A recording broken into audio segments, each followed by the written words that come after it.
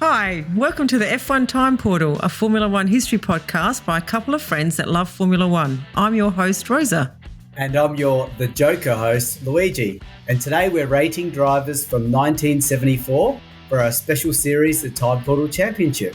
So let's go. Hi, Louis. Before we get into your cultural reference, I'm going to say hello to Laura, who's back. Hello, Laura. Hello, I'm back from, I don't know what my last year was. Oh, gosh, I don't remember what your last year was. No, it was ages ago, though. It was. A lot's changed because all the drivers are different. We apologise for that. And there's a lot of races. Yes.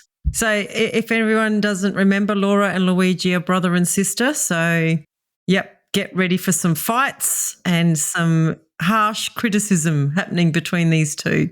Yes, absolutely. And 74 is a very special season because it's a season which there's no giveaway here because people we hope have listened to our race review episodes. But this is the season where it went to a finale where the last two drivers had the same points and three drivers could win it in the last race. So very exciting. And I'm not going to pretend I'm a bit nervous about Rosa in this because those of you that have listened to our 73 TP episode, and Laura, you don't know this, but Rosa went on this major push for Fittipaldi towards the end of 73, and she gave the TP championship to Fittipaldi when Stewart actually won it. So I'm still a little bit, I'm feeling it still. The whole point of these TPs is to right some wrongs. And there were a lot of wrongs that befell poor old Emerson in 73. That's all I'm saying. You were way biased. I was on a mission to right those wrongs. Yeah, anyway. Is Fittipaldi Ferrari? No. Oh, no. In 73, he was in Lotus, but in 74, he's in McLaren.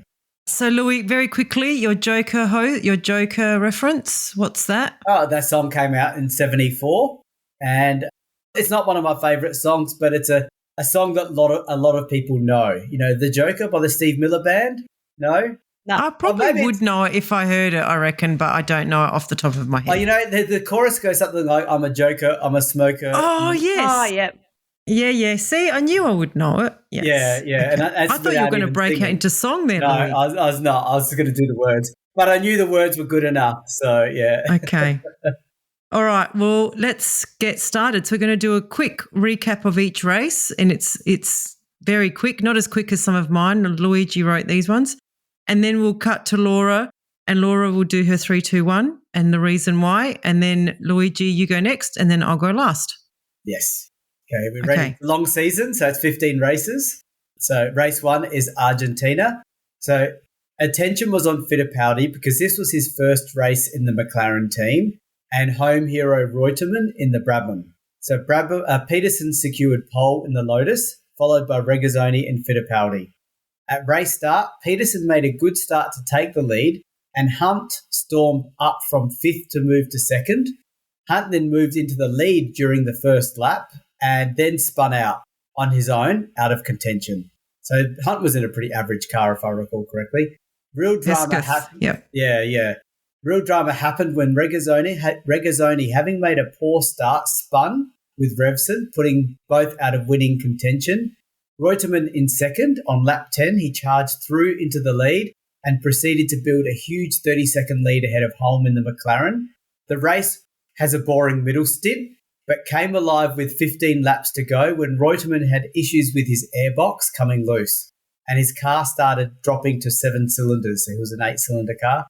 Holm closed in, and on the penultimate lap, and much to the disappointment of the Argentinian crowd, he took the lead from the Argentinian driver Reutemann and relegated him to 2nd place. And then he retired on the last lap running out of fuel. So Holm finished 1st. Lauda ended up coming 2nd in the Ferrari and Regazzoni 3rd in the Ferrari. So over to you, Laura, your top 3 and why. Are we doing the Argentinian race? Sorry, just checking. Yes, we are. Yep. So I put, as a Holm, I put him in a 3rd spot because he's Australian. That's why. Well, Isn't he? he's from Australasia, but he's actually from New Zealand. But that's okay. We tend to claim New Zealanders as Australians. So Yeah. Well, when I was doing my research, the little flag looked like an Australian flag. I guess it's their fault. It's their fault for making it look very similar to the Australian flag. Yeah, that's right. They want to be Australian. That's what I take from that. Now that you know he's New Zealander, would you still give him third or not? Well, I had a bit of a theme running in my tipping, and Australia was quite a strong Don't theme. reveal it. We'll just see it. We'll see it come through. Okay.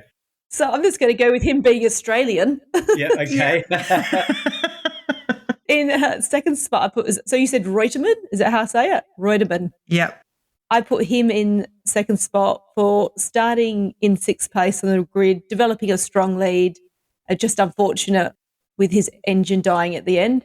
And in first, I put Hunt for an amazing start, some incredible overlapping, and then to do an exciting spin at the first hairpin, which did unfortunately lead to his demise. I said that he's a wild and cocky driver and keeps the crowds entertained. Yep, I think you summed that up well, Laura. Yes, he is a wild and cocky driver. Yep. He is, and that's interesting that you gave him your top place. But he retired on lap 12, though, out of 53. But right up to 12 was probably very exciting. It was. I bet he's provided lots of excitement. I think Laura's representing my early days TP. Yes, she is. Yes. But first, I would have put him third, which is exactly what I did. But Rosa, did you have comments on Laura's before we move on? No, that's all. Okay. So I had Hunt in third, not in first. He's in a small team. He qualified an amazing fifth and charged into the lead. So got to acknowledge that as a feat against the big teams. But I think first was quite generous. I put second Peterson. He was in second place twice and even got pole position, but he was let down by the car, so I felt like he deserved second. And I gave Reutemann the win because he deserved it. He took the lead early. He built a strong lead. He was let down by the car right at the end. Did he run out of fuel on his own making? It's hard to tell, but the car having issues didn't help. So gave Reutemann first. And I do admit that it's funny that I've got no one on the podium in my top three. Yes, that was going to. Same with Laura. She's got no one on the podium too. No, exactly. She's got home. She's got home in there. She's got home because he's Australian. Yeah. Well, I didn't put Hunt in. I didn't think that 12 laps out of 80 was a fair kind of representation to get some points on the old TP championship. I've put Peterson in third. Yeah, got pole, was in a good position, but then had brake issues. So, let down by his car. I put Holmes second. He won. And again, he was up there. He knows how to just be a consistent driver. He knows how to put his car in winning positions. So I recognise that, which Luigi thinks is boring and doesn't give any points ever for. And then Reutemann I put in the lead. Had a huge lead, something like 50 seconds, Louis, wasn't it? 40 seconds? It was 30 seconds at one point. I don't know how big it was. He would have won. He should have won if not for the airbox. And then, running out of fuel at the end was just cruel. So, I think he should have won this one. Poor Holm. He won the race and he got a second and a third and a nothing from us. I know. Well, I mean, Reutemann really should have won it. So that's where I went with that one. Okay, so after the first race, we've got Reutemann in the lead on 22, Hunt second after only 12 laps, and Holm, the winner of the race, on 10 in third. Hunt got a point for a lap. Yes, he did. There you go. A point a lap. That's not going to be very often that we can say that. But anyway. No. Okay, we're on to race 2 in Brazil. So Fittipaldi scored pole. This is his home race. Remember, this is the second Brazil race ever. Followed by Reutemann in second, Lauda third and Peterson fourth. At race start, Reutemann charged into the lead, followed by Peterson and Fittipaldi. He quickly fell away, though, due to poor tyre choice, and then Peterson in the lead and Fittipaldi duelled heavily for 16 laps. Both cars were very evenly matched. Then on lap 16, while Peterson was lapping a backmarker, Fittipaldi did a dramatic outside pass on both the backmarker and Peterson to take the lead. it turns out that Peterson had a tyre issue and he fell back out of contention. Regazzoni was now a distant second, and with 2 laps remaining, a thunderstorm hit. Fittipaldi called for the race to be stopped. He was leading at this point, and it was. Fittipaldi wins back-to-back Brazilian races, with Regazzoni in the Ferrari second and Ickx third in the Lotus. Pace in the Surtees came fourth from 12th on the grid. Over to you, Laura. How does the driver stop a race? They sticking their hand up in the air, waving around? Yeah, apparently he was like waving and going, no. Yeah, that's Would that happen these days? I'd say so. Nah, they got radio these days. It would be boring. Yeah, radio. Yeah. Okay, for third, I put Holm because he's Australian. The good thing is we don't have too many New Zealand listeners, so they're not going to be too upset. In the second spot, I put as a Regazzoni. I said it's good for him to be amongst the leadings, coming from 8th on the grid. And in first, I put Fittipaldi. Because fast in corners compared to Peterson, surely this requires great skill and taking the lead with fantastic overtaking on the straight. This is more impressive than sexy spinning, and he actually stopped the race. Like, he stopped the race. Yes. Okay. When he was in the lead. Interesting. I question the Holm pick because he finished 12th, 1 lap behind. I haven't looked ahead, by the way. I don't know if you've picked Holm for every race either. Yeah, I can't even see where he qualified. He's midfield. I was just being patriotic. But he's not even Australian. That makes it quite funny. Funny. I didn't know that. Okay. I'm happy to go on. Yep, keep going. Okay, so I've got 2 drivers in equal third. Pace in third. He came 4th from 12th on the grid, and it was funny that John Surtees had to argue with Customs and threaten them to say, if you don't give me my parts, a Brazilian driver won't be able to enter this Brazilian race. So I thought that was pretty funny and that warranted recognition. Regazzoni in third, solid drive to come second. Barely noticed him in the race, but he did get fastest lap and he has been consistent this season so far. So I think he came third and second in the first 2 races. And Peterson in second place by himself. He did well to hold off Fittipaldi for 16 laps, which is like half the race. And perhaps unlucky with the rear tyre issue that relegated him to 6th in the end. So I think he should have been up there. And Fittipaldi for the win. Pole, win, solid drive, recovered from an average start and was patient with his challenge and his pass of Peterson for the lead. Solid, safe picks for me, I think. I think they are very solid and safe from you, Loy. Haven't seen this kind of maturity from you.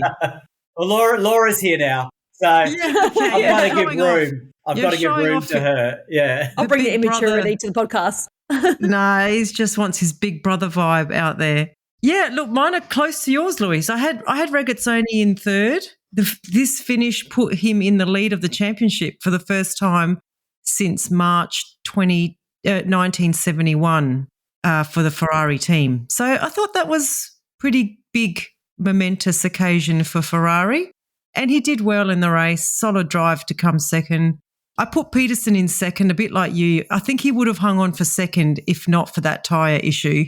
I don't think it was that he'd chosen the wrong tyres. I think they were just not good tyres. Anyway.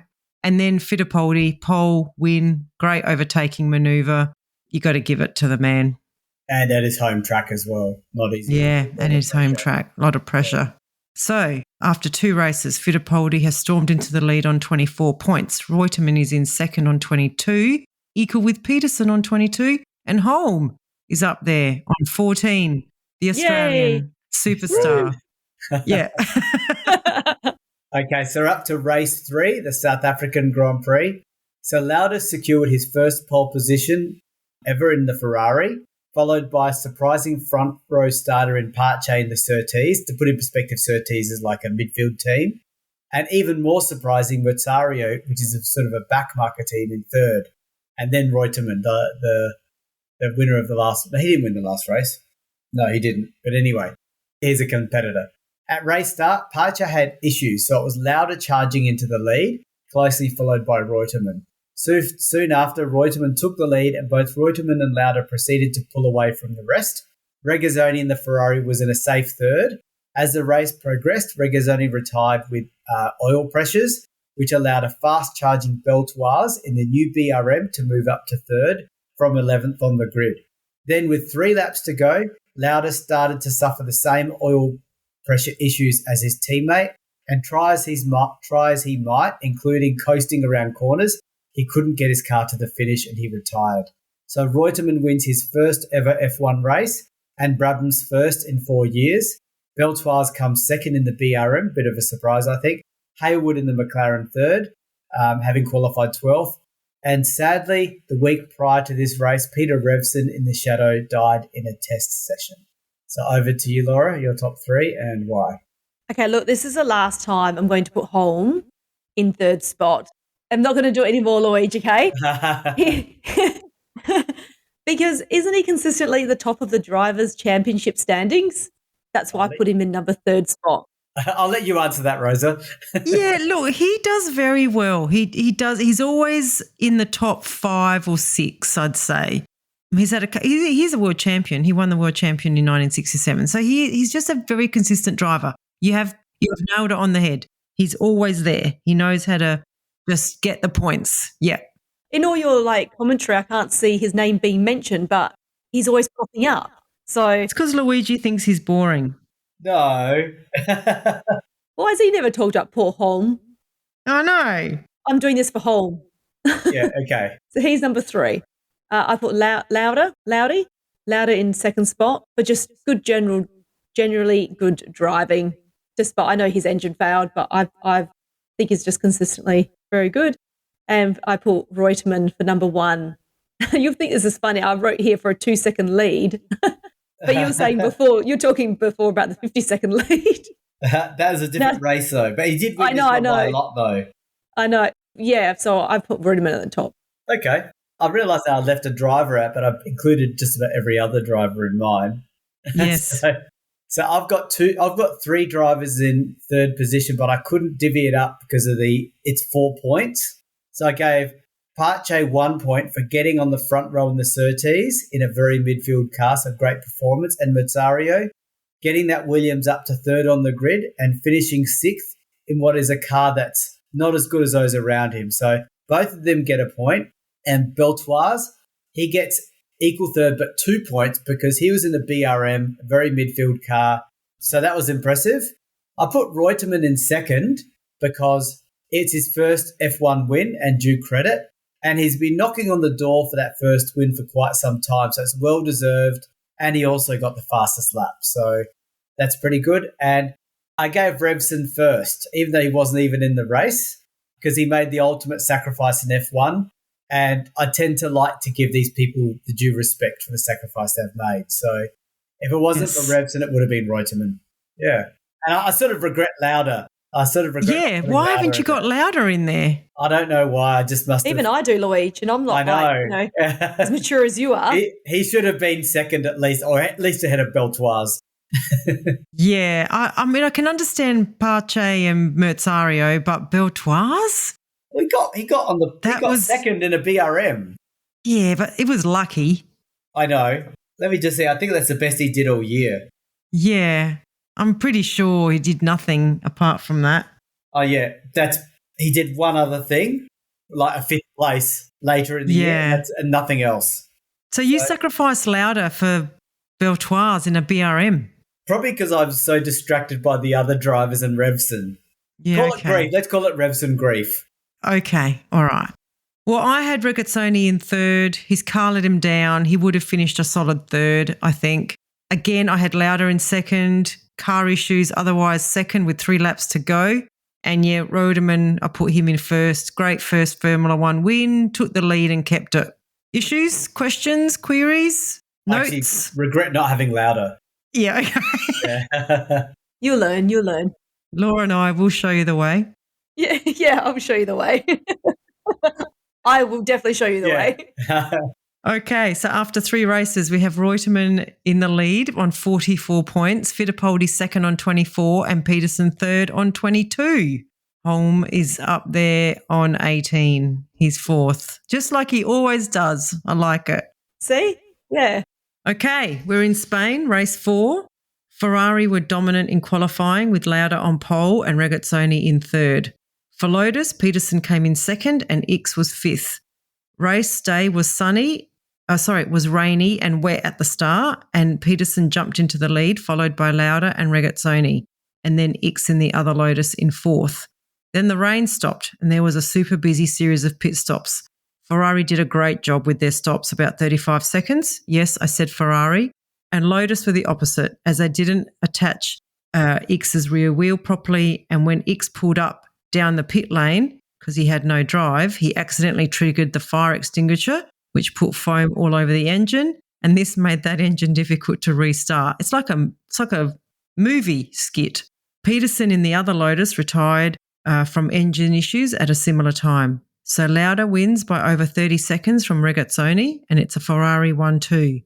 The timekeepers didn't know who was third and onwards for the last hour of the race, and only much later was it announced that Fittipaldi was third. When we say much later, it was like September, and I think this race was in like March. So yes, it was a lot later.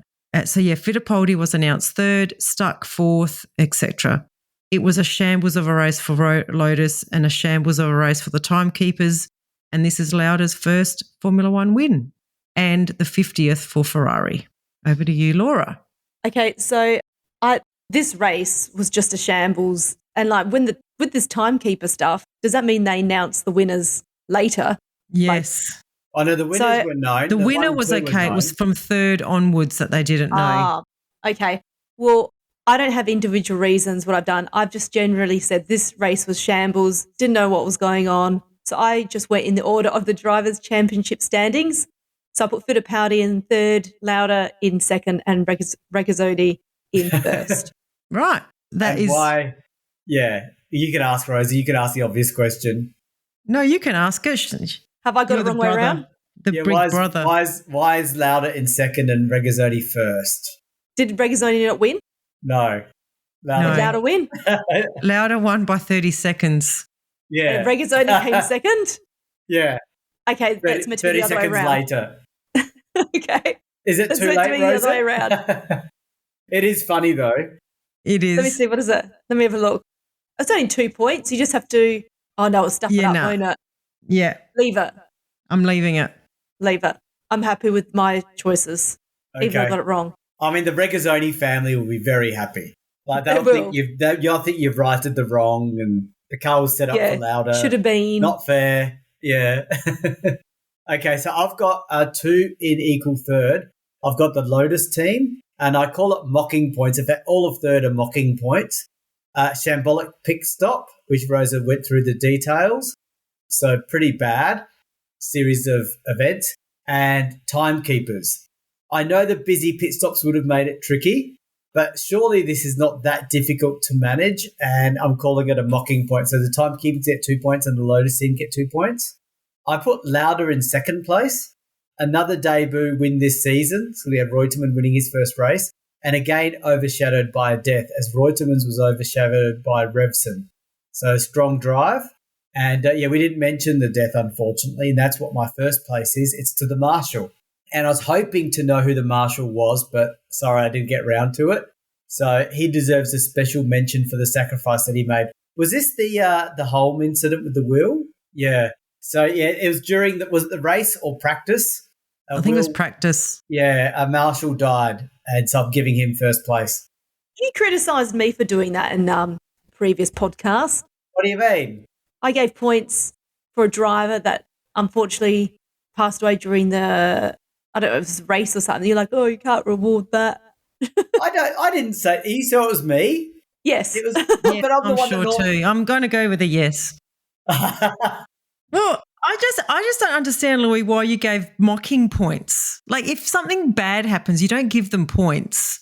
I know. I used to at one point have special mention criticisms. Yes, you used to have like special mentions of things that, needed to be called out as ridiculous. But you've actually given these people points for doing bad performances.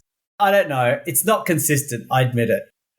Like at this point in time, even though Laura got her drivers the wrong way around, her tips make more sense than yours. Yeah, they do. They actually do.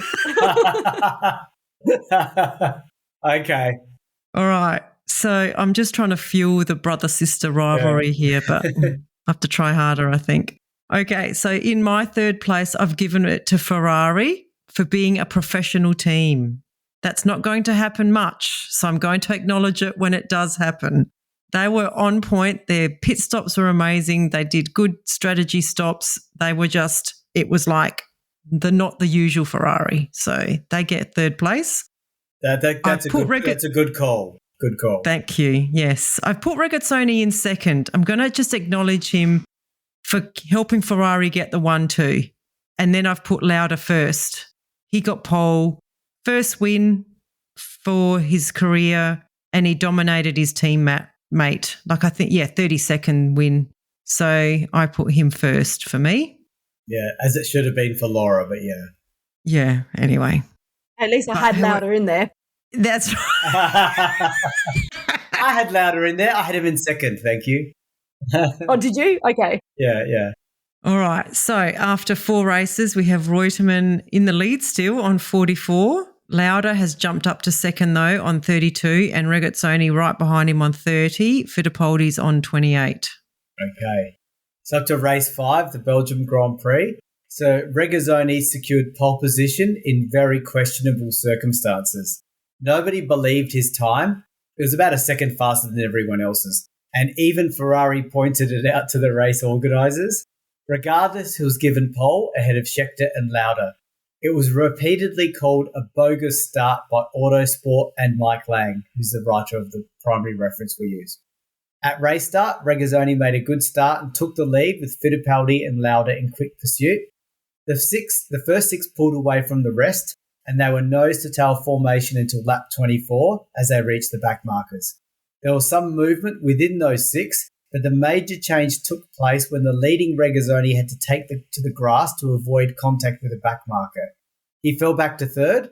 The race then turned into a battle of 2 duels, with Fittipaldi leading Lauda and then Regazzoni leading Scheckter. This went on for most of the race, and in the end, Fittipaldi finished less than half a second ahead of the ever-charging Lauda. Scheckter finished third when Regazzoni's engine spluttered with fuel issues on the last lap. So over to you, Laura. Oh, you're not gonna like this. I'm already looking things up. Yeah, you're not gonna be able to predict what I've done. This was funny when I was putting in. I was like, what is going on here? Okay. I think this is the first time, Laura, this is the first time this has ever happened. So, and I've just, now I'm looking back because I did this a few days ago. I can't remember this race in particular and why I've written my why comments. So I haven't been very descriptive. So in third place, I put Lennep. Who's Lennep? Yeah, who the hell is Lennep? No, who's Lennep?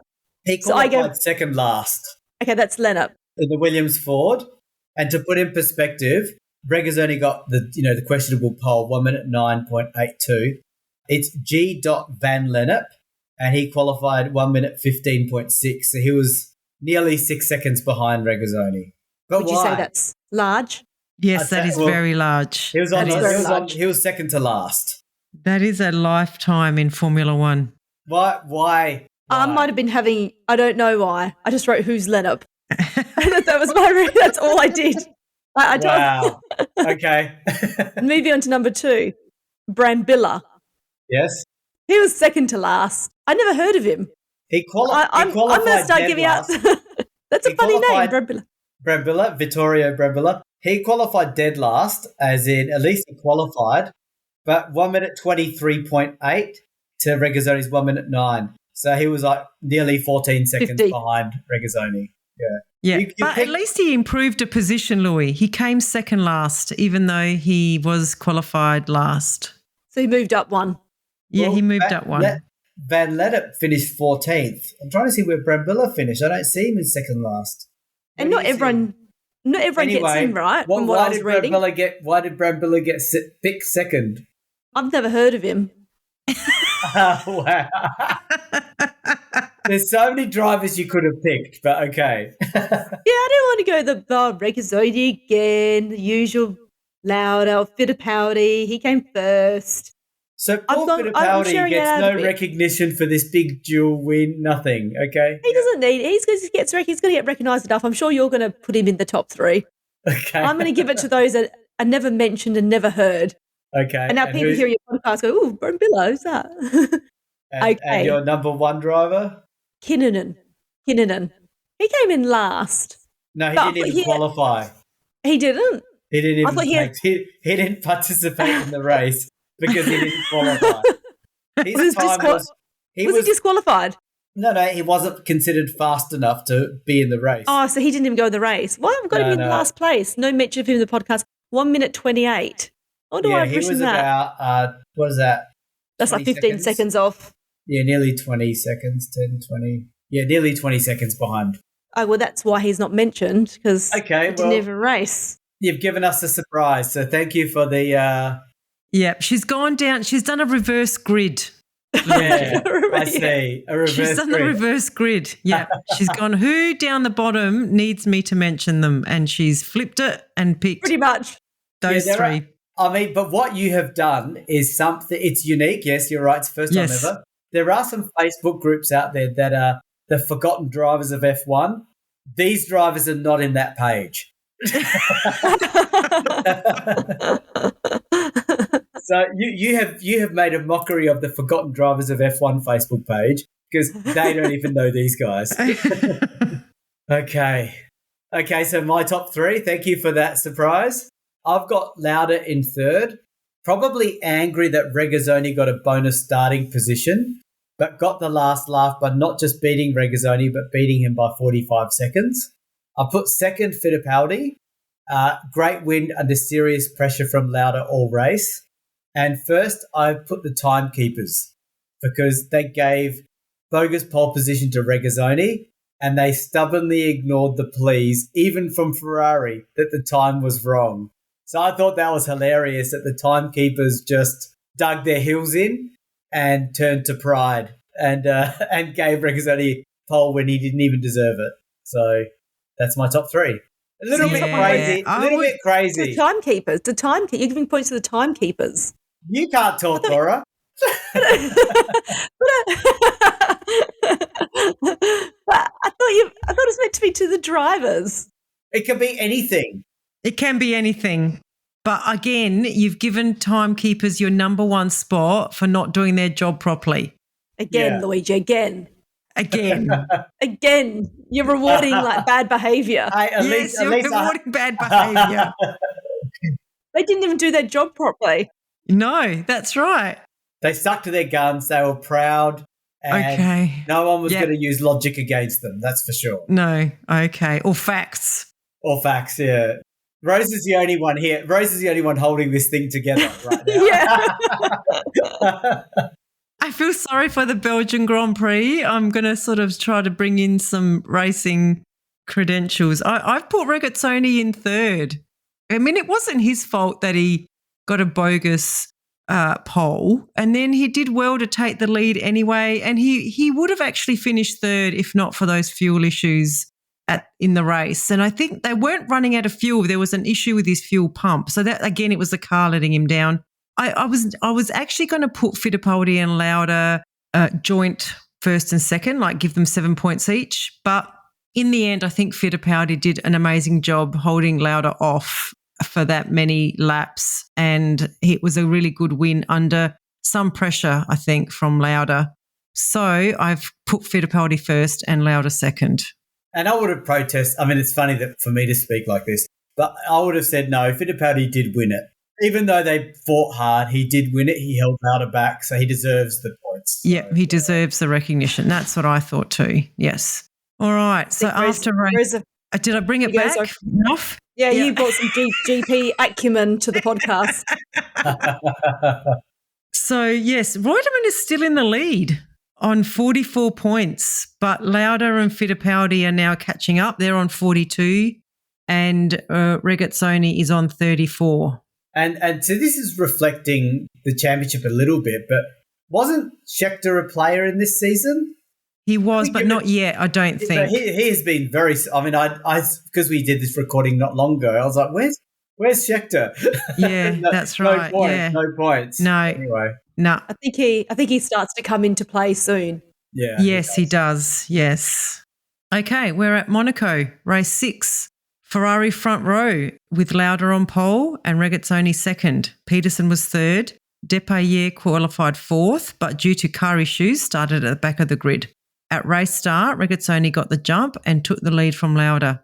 Behind the leading group, huge drama as Hull made an error and the resulting domino effect caused 8 cars to either retire or be seriously hampered. Then Peterson lost control, hit Reutemann and caused his car to retire immediately, but he was okay. This caused Peterson to be pushed back to about 6th.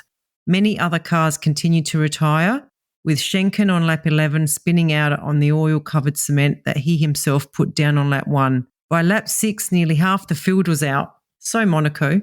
Regazzoni spun on lap 20, handing the lead to Lauda. Peterson charged back up to second, but couldn't reduce Lauda's lead until Lauda retired on about lap 34. Peterson won easily, with little happening for the last 45 laps of the race. Schechter second in the Tyrrell, Jarier third and Regazzoni fourth. There you go, mentioned Schechter and here he is. Over to you, Laura. Okay, I'm going to redeem myself hopefully here. In third place, I put Jarier, just for doing a good race. For number 2, I put Peterson. He just seemed to be dodging bullets and chaos all throughout the race. Sounds like it was a pretty messy sort of race. And then I put Schechter for coming in second, and he was also from 5th on the grid. And again, dodging all that chaos. But you know that Peterson won, right? Yeah, I put him second. Second. Yeah, I reversed them. Okay. Because Schechter came from 5th on the grid. Where was Peterson on the grid? I think she's recognising that Schechter did a bit more than Peterson. He'd work harder. Okay. Peterson scored higher than 5th on the grid, didn't he? He was third. Yeah, not that far ahead, but yeah, okay. Okay, fair enough. 2 car lengths. I don't even know how the distance. I don't even know the distance between. You're probably right. You're probably right. 2 car lengths, actually. Yeah, probably is about that. Yeah. Okay, well, I've got Jarier in third as well. An amazing third place in what is a small team, and he did qualify 6th, so his qualifying was really good too. And getting third was pretty good considering he survived the carnage and the challenges of this race. I actually put Lauda in second. I felt like he got pole and he had this race in the bag and had Peterson under control until the car let him down.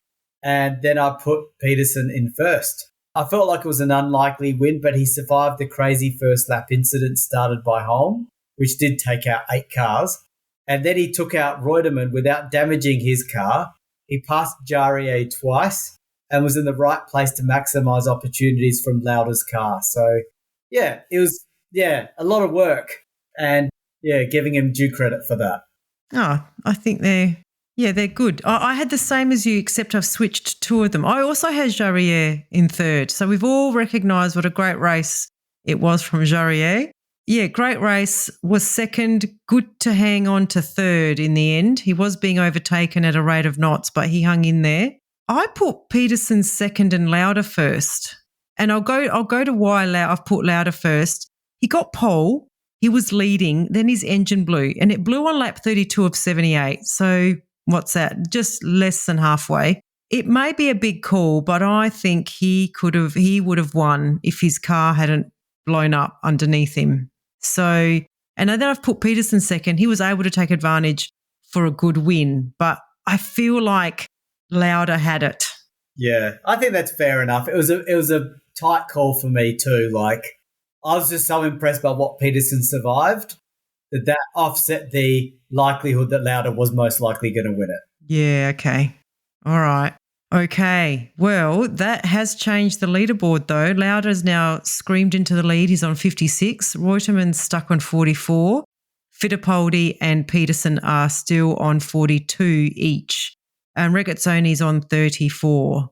All right, well, we might actually take a break and leave it there, and we'll come back and finish, hopefully finish the season next episode. Okay, bye everyone. Bye. Bye.